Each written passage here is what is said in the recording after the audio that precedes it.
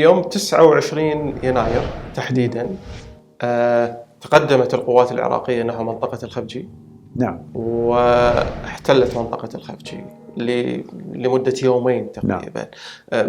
الآن أيضا كان هناك تحدي جديد للمملكة العربية السعودية وقوات التحالف. كيف كان التعامل مع هذا؟ مدينة الخفجي طبعا أخليت من سكانها بالكامل بعد غزو العراق للكويت، وعندما بدأت تظهر معالم ما قد يحصل من اندفاع عراقي داخل الحدود السعودية، فأخليت بالكامل من كافة مواطنينها ووفر لهم سكن في مناطق أخرى من المملكة. فكانت مدينة خالية من السكان. فلما اندفع اللواء العراقي المدرع لاحتلال الخفجي، طبعا كانت الأمور مرصودة من قبل الرادارات ومن قبل الأخبار الصناعية وإلى آخره. القيادة السعودية في ذلك الحين وعلى رأسها الملك فهد طبعا عزمت وقررت أنه احتلال الأراضي السعودية ما يمكن أن يسمح به.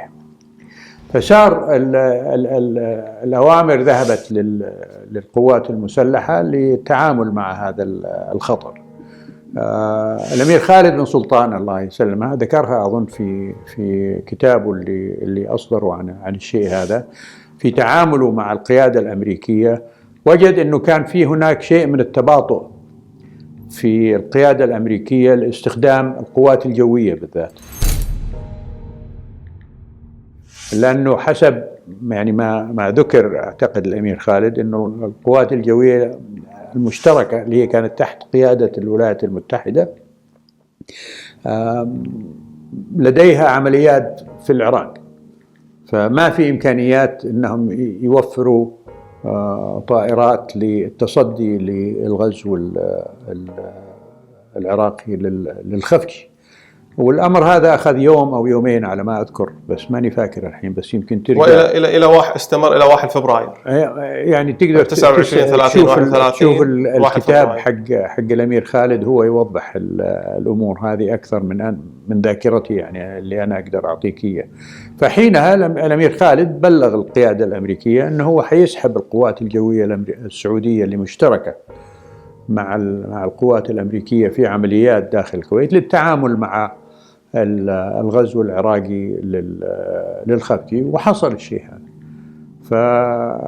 وانهي الغزو العراقي للخفجي. طبعا كان في وحدات ميدانية من قوات درع الجزيرة تعاملت مع الدبابات العراقية عندما بدأت تدخل من خلال مضادات للدروع وغيرها، ونجحت في إيقاف الزحف العراقي في كان مفاجئ هذا التطور على الميدان من ناحية القوات العراقية.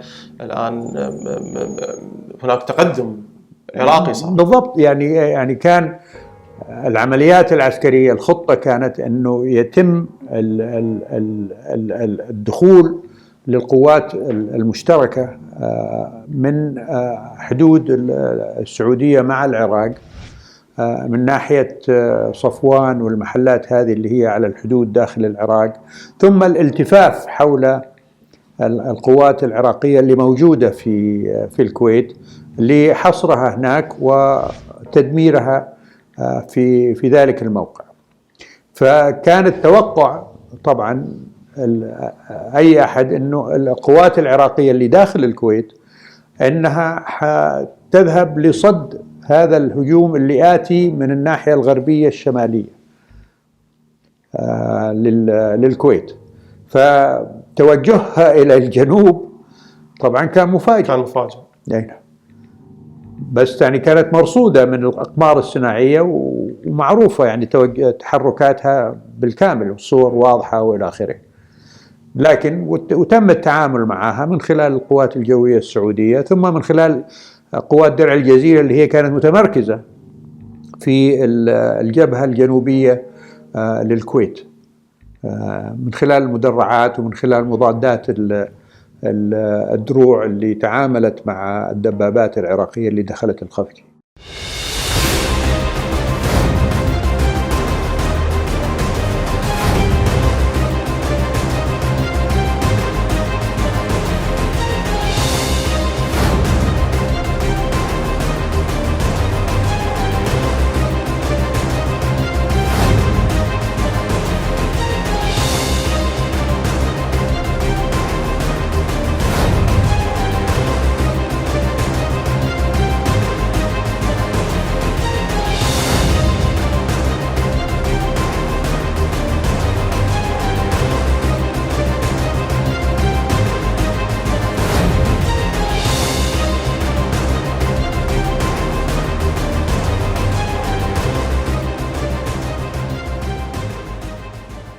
في تاريخ 24 فبراير أعلن الرئيس الأمريكي جورج بوش بدء العمليات البرية وبدء عملية تحرير الكويت بعد المهلة اللي أعطاها لصدام لمدة 24 ساعة أن انسحب.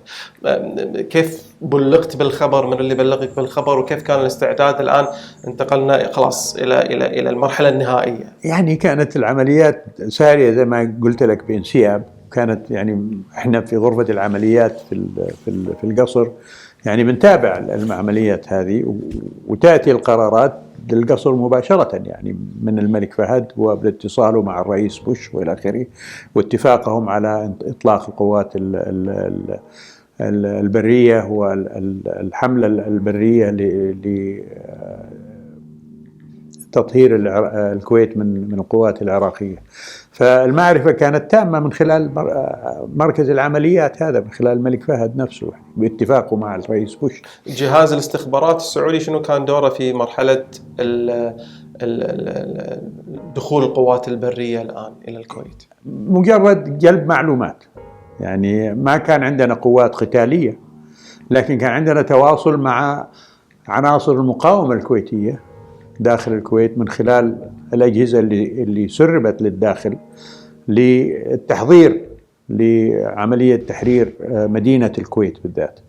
وزي ما تذكر يعني المهام للعملية البرية انقسمت إلى قسمين: قسم القوات الأجنبية اللي هي تقودها الولايات المتحدة، وقسم القوات العربية الإسلامية اللي تقودها المملكة العربية السعودية. فعند دخول القوات الأجنبية من شمال غرب الكويت للحركة الالتفافية اللي ذكرت لك، هي قصدها عزل القوات العراقية في الكويت من الإمداد وإلى آخره. أيضا واكبوا دخول القوات العربية الإسلامية من خلال الجبهة الجنوبية على الطرق، نسيت والله، طريق الملك فيصل أظن، أو طرق أخرى اللي اعتمدت من قبل الكويت كمداخل لتحرير مدينة الكويت نفسها.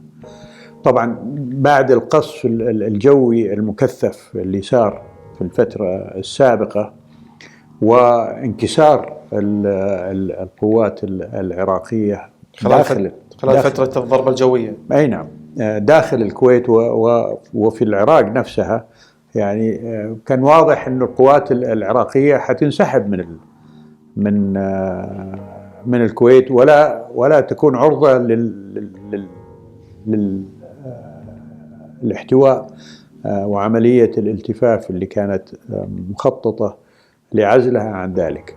فبدأ الانكسار العراقي يحصل في الانسحاب من الكويت. يمكن شفنا الصور الشهيرة بالسيارات والدبابات اللي هي متجهة شمالا من الكويت، اللي في ما سمي في ذلك الحين بطريق الموت. في يوم 25 فبراير في صاروخ عراقي، صاروخ سكود، وقع على قاعدة الملك عبد العزيز، وهذا أدى إلى مقتل حوالي 28 أمريكي. وقع على مكان للأكل، مثل مطعم للقوات، هذا في المنطقة الشرقية. وهذه صدفة يعني حصلت، أنه هالصاروخ جاء على هالمكان هذا أثناء تواجد هؤلاء في هذا المكان. فهو ما سقط على القاعدة، سقط في مطعم قريب من القاعدة. لا، داخل القاعدة. داخل القاعدة. طيب حدث تحرير الكويت. نعم.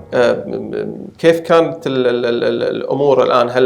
هل انتقل التنسيق إلى داخل الكويت أم بقي التنسيق فيما يخص جهاز الاستخبارات السعودية في المملكة العربية السعودية؟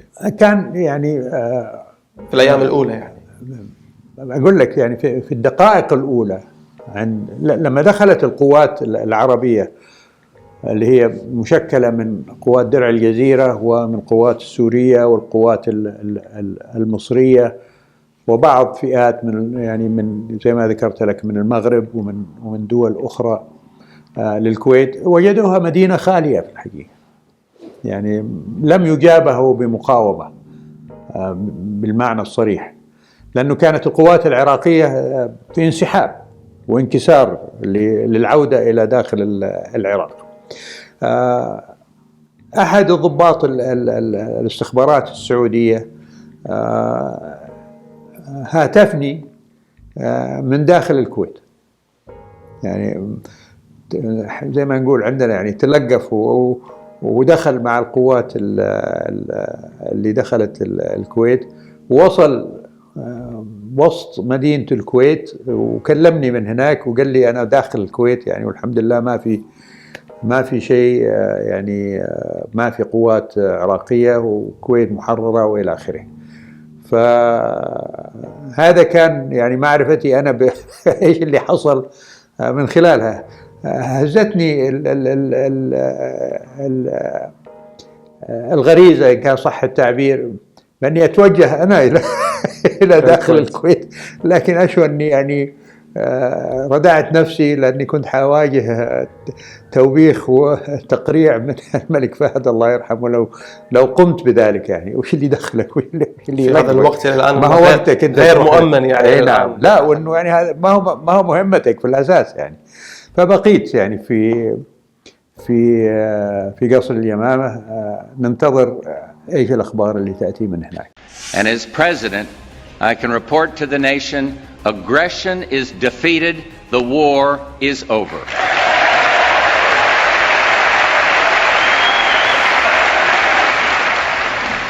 For the sake of our principles, for the sake of the Kuwaiti people, we stood our ground because the world would not look the other way. Ambassador El Sabah, tonight, Kuwait is free. We're very happy about that.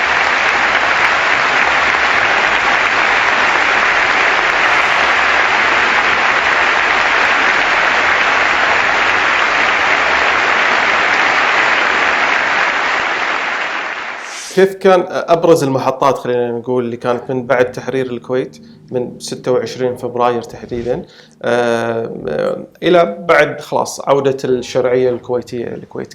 كيف كان الوضع داخل المملكة العربية السعودية؟ يعني كان في ابتهاج كامل من أنه الكويت تحررت، وأنه المجهود الذي بذل لتحرير الكويت نجح، وكان على كافة المستويات، وخاصة يعني والابتهاج طبعا يعني وجد تعبيره بكل معانيه يعني في الإخوة والأخوات الكويتيين اللي كانوا موجودين عندنا في المملكة هنا، يعني من خروجهم للشوارع والدق على الطبول والصياح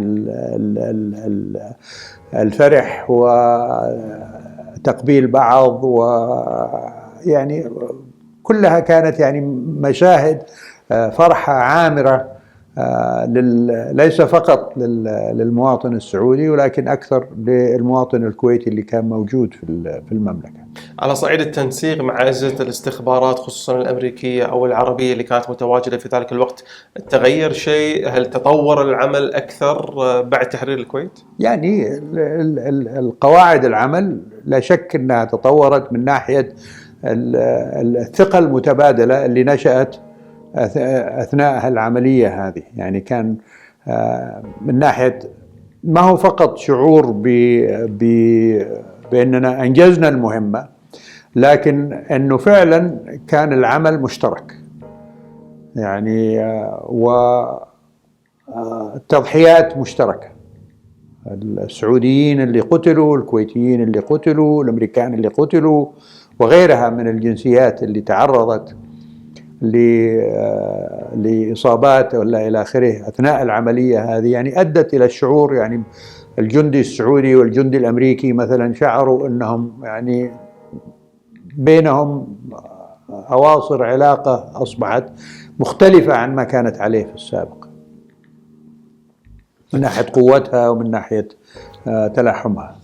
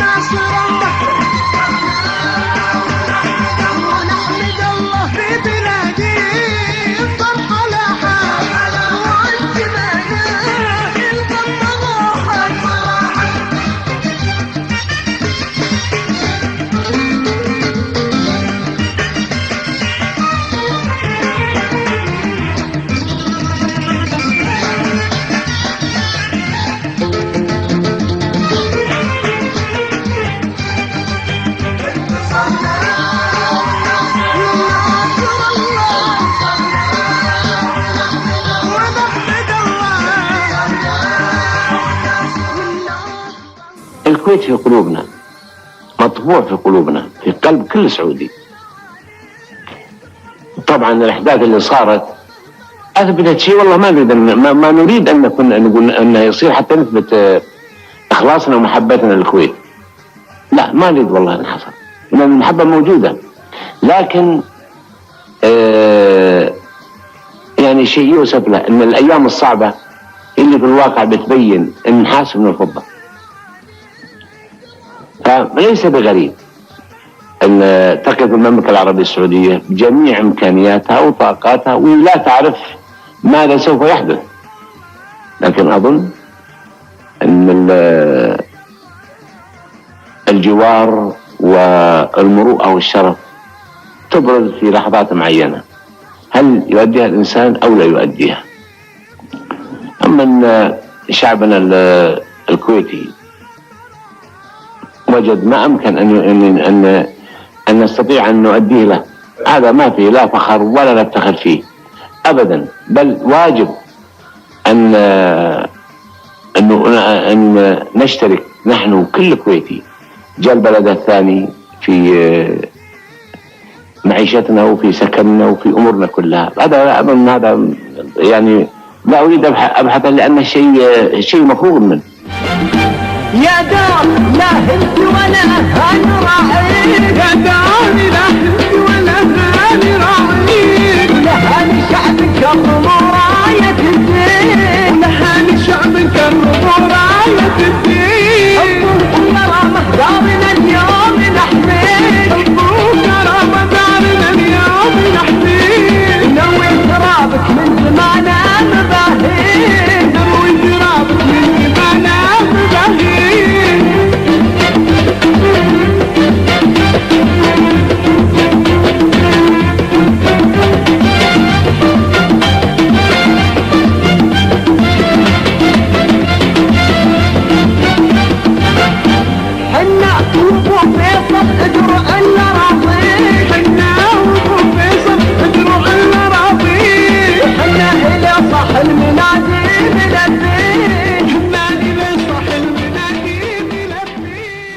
قبل ما أسدل الستار على ملف غزو الكويت، أبي أتوقف عند موضوع أيضا مهم.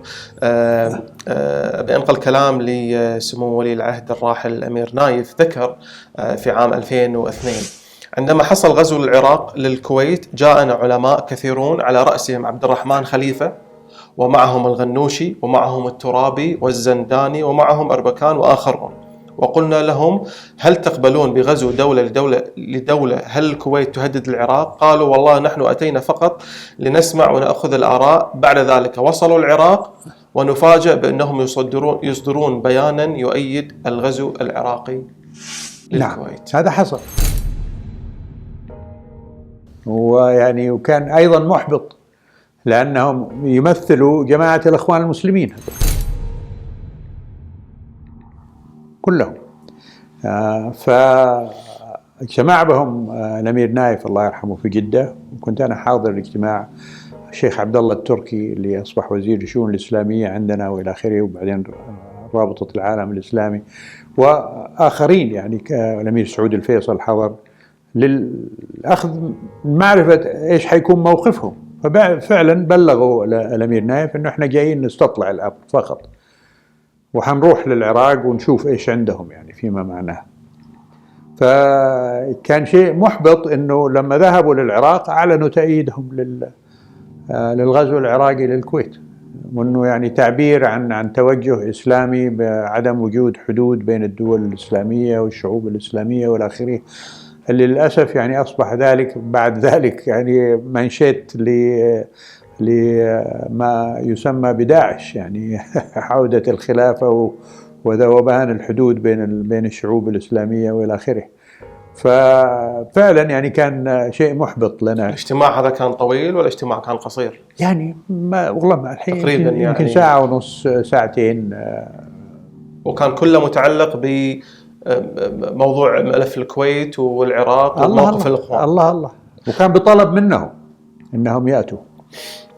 مفوض العلاقات السياسية الدولية في جماعة الإخوان المسلمين يوسف ندى تكلم على موضوع الوساطة اللي حدثت، وذكر أو ذكر المشروع اللي كانوا يحملونه أن ينسحب الجيش العراقي وتدخل جيوش إسلامية. قبل أن ينسحب كانت إيران أول واحدة خلال الجولة التي قاموا فيها، كانت إيران أول واحدة، وبعدين فكرنا في ماليزيا وفي أندونيسيا والسودان. عرضت عدة دول ممكن يتكون منها وحدات عسكرية يسمح بدخولها الكويت، وبعدما تدخل الكويت الجيش العراقي ينسحب والجيوش الموجودة تتولى عملية انتخابات حرة زي ما الكويتيين عاوزين.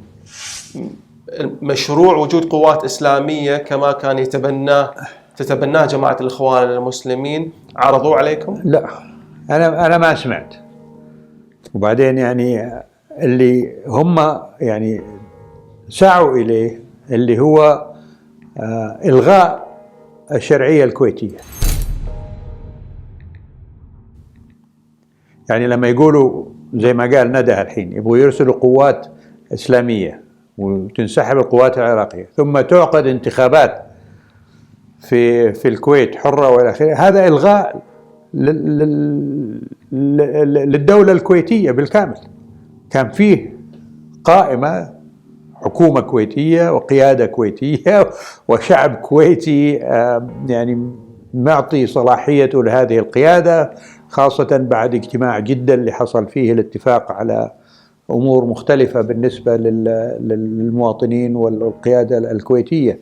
فإذا كان هذا كان غرضهم يعني فهو لإلغاء يعني كان هناك في مشروع من الإخوان المسلمين لإلغاء الشرعية الكويتية. بالضبط، يعني هذا من كلام ندى. طيب، حسن الترابي ظهر على قناة الجزيرة وذكر أن أتت حسن الترابي دعوة عاجلة من المرحوم الملك فهد وذهب إليه، وهذا النص أنقله كما ذكر حسن الترابي نفسه. الملك فهد ضغط عليه أنه لا بد أن يحضر الأمريكان ويعلم أن بلاده مقدسة. دعاني وتحدث إلي طويلا، سألته هل دعوتهم، يقصد الغربيين، فقال لا لم ندعهم ولكنهم قالوا نحن آتون.